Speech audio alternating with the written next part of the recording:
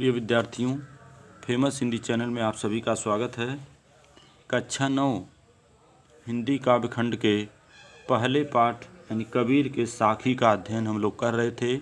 तो आइए इनके आगे के दोहों का हिंदी व्याख्या, संदर्भ, प्रसंग, काव्य सौंदर्य सब देखते हैं। अंखड़ियाँ छाई फड़ी पंथ निहार निहार, जी भड़ियाँ छाला पड़या राम पुकार पुकार। पहले इसके कठिन शब्द को देख लेते हैं। अंखड़ियाँ मतलब आँखों में, झाई मतलब अंधकार, पंथ मतलब मार्ग या रास्ता, निहार मतलब देखकर, जी भड़ियाँ मतलब जीव। अब आइए इसका संदर्भ देखते हैं। संदर्भ लिखेंगे, प्रस्तुत दोहा हमारी पाठ्य पुस्तक हिंदी के काव्यखंड में संकलित साखी नामक शीर्षक से लिया गया है। इसके रचयिता कबीर दास जी हैं। अब आइए इसका प्रसंग देखते हैं। प्रसंग लिखेंगे, प्रस्तुत साखी में कबीर ने विरह से व्याकुल जीवात्मा का वर्णन किया है। अब आइए इसका व्याख्या देखते हैं, हिंदी व्याख्या। कबीर दास जी कहते हैं, अंखड़ियाँ झाई पड़ी पंथ निहार निहार। कबीर दास जी कहते हैं कि परमात्मा रूपी प्रियतम का रास्ता देखते देखते मेरी आँखों में अंधकार आ गया, या मेरी आँखों के सामने अंधेरा छाने लगा, अर्थात मेरी दृष्टि मंद पड़ने लगी। कबीर दास जी कहते हैं कि परमात्मा रूपी प्रीतम का रास्ता देखते देखते मेरी आँखों के सामने अंधेरा छाने लगा, अर्थात मेरी दृष्टि मंद पड़ने लगी। परमात्मा जी भड़ियाँ छाला पड़या राम पुकार पुकार। राम यानी परमात्मा का नाम पुकारते पुकारते मेरी जीभ में छाले पड़ गए। तात्पर्य है कि परमात्मा का दर्शन करने के लिए मैं अत्यधिक व्याकुल हूँ, किंतु अभी तक उनके दर्शन नहीं हुए। मैं लगातार उनके नाम को पुकार रहा हूँ, किंतु उन्होंने अभी तक मेरे ऊपर कृपा नहीं की। पुनः एक बार इसका व्याख्या सुन लीजिए। हिंदी व्याख्या लिखेंगे, कबीर दास जी कहते हैं कि परमात्मा रूपी प्रीतम का रास्ता देखते देखते मेरी आँखों के आगे अंधेरा छाने लगा, अर्थात मेरी दृष्टि कमज़ोर हो गई। परमात्मा का नाम पुकारते पुकारते मेरे जीभ में छाले पड़ गए। तात्पर्य यह है कि परमात्मा का दर्शन करने के लिए मैं अत्यधिक व्याकुल हूँ, किंतु अभी तक उन्होंने मुझे दर्शन नहीं दिए। मैं लगातार उनके नाम को पुकार रहा हूँ, किंतु उन्होंने अभी तक मेरे ऊपर कृपा नहीं की। अब इसका काव्य सौंदर्य देखेंगे। भाषा सधुक्कड़ी, रस हो जाएगा शांत, छंद हो जाएगा दोहा, अलंकार हो जाएगा अनुप्रास। अब आइए अगले दोहे को देखते हैं। झूठे सुख को सुख है, मानत है मनमोद, जगत चवैना काल का, कछु मुख में कछु गोद। अब आइए इसका संदर्भ वही रहेगा, पूर्ववत प्रसंग आप देखेंगे। प्रसंग लिखेंगे, पहले कठिन शब्द देख लेते हैं। सुख मतलब आनंद, मन मोद मतलब होता मन में प्रसन्नता, जगत मतलब संसार, काल मतलब मृत्यु, मुख मतलब मुंह, गोद मतलब अधिकार में। अब संदर्भ इसका पूर्ववत हो जाएगा।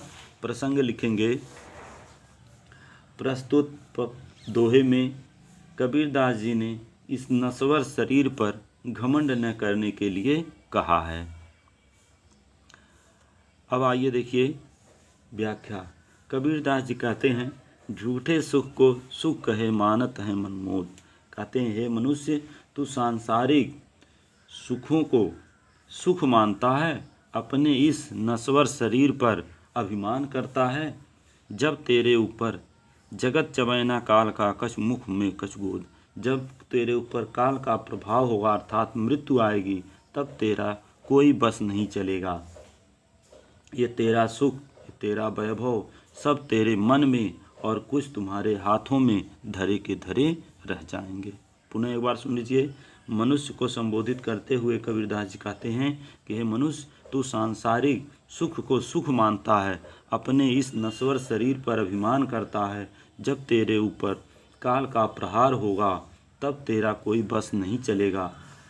तेरा सुख, तेरा यह वैभव तेरे मन में तथा कुछ तेरे हाथ में धरे के धरे रह जाएंगे।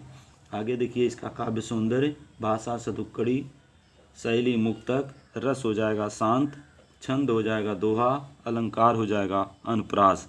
अगला देखिए, जब मैं था तब हरि नहीं, अब हरि हैं मैं नाहीं, सब अंधियारा मिट गया जब दीपक देखा माहीं। इसके कठिन शब्द को देखेंगे। मैं अर्थात घमंड, नाही, नाही मतलब नहीं हूँ, अंधियारा मतलब अंधकार, अज्ञान का अंधकार, देखा मतलब दर्शन किया, माही मतलब हृदय के भीतर। संदर्भ पूर्ववत हो जाएगा। प्रसंग लिखेंगे। कबीर दास जी ने इस साखी में बताया है, ईश्वर प्राप्ति के मार्ग में सबसे बड़ी बाधा अहंकार है। कबीर दास जी इस साखी में बताए हैं कि ईश्वर को प्राप्त करने के रास्ते में सबसे बड़ी बाधा जो है वह अंधकार है। अब आइए इसका हिंदी व्याख्या देखते हैं।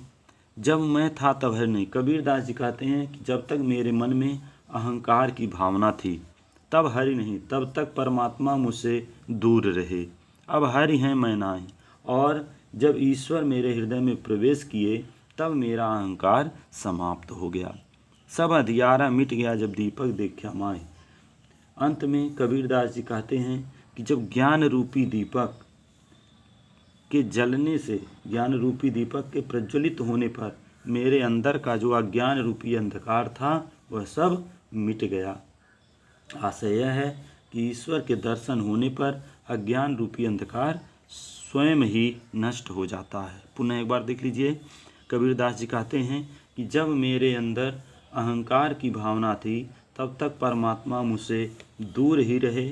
जब ईश्वर ने मेरे हृदय में प्रवेश किया तब से मेरा अहंकार समाप्त हो गया।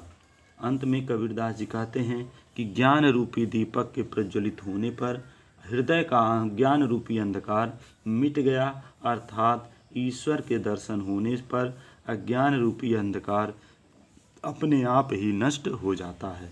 काव्य सौंदर्य।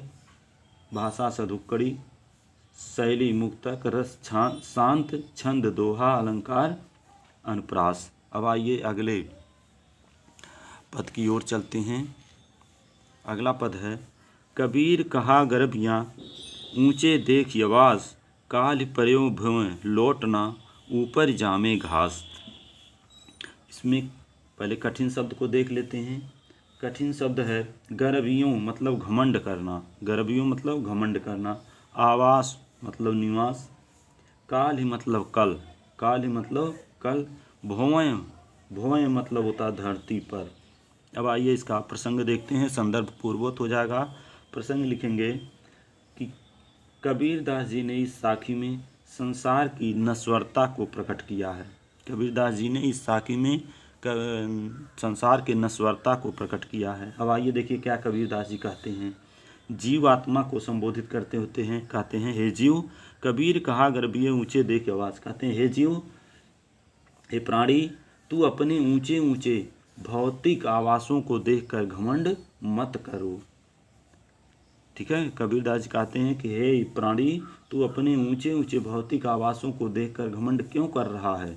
ये भौतिक वस्तुएं तो नश्वर हैं, कुछ ही दिनों में ये धरती पर गिर जाएंगी, कुछ ही दिनों में या कुछ समय में ये धरती पर गिर जाएंगी, उसके बाद इन पर घास उग आएगी। फिर से देख लीजिए, कबीरदास जी कहते हैं, हे जीवात्मा, हे प्राणी, तू ऊंचे ऊंचे भौतिक आवासों को देखकर घमंड क्यों कर रहा है। ये भौतिक वस्तुएं सब नश्वर हैं, नाशवान हैं, कुछ ही दिनों में ये धरती पर गिर जाएंगी और उनके ऊपर घास उगाएगी। अब आइए देखिए काव्य सौंदर्य इसका। भाषा सदुक्कड़ी, शैली मुक्तक, रस शांत, छंद दोहा, अलंकार अनुप्रास। अब शेष साखी का अध्ययन हम लोग अगले वीडियो में करेंगे। हमारे चैनल को आप लोग सब्सक्राइब कर दीजिएगा ताकि जो भी वीडियो हमारे द्वारा बनाया जाए वह आप तक पहुंचता रहे और आपको सूचना मिलती रहे। धन्यवाद।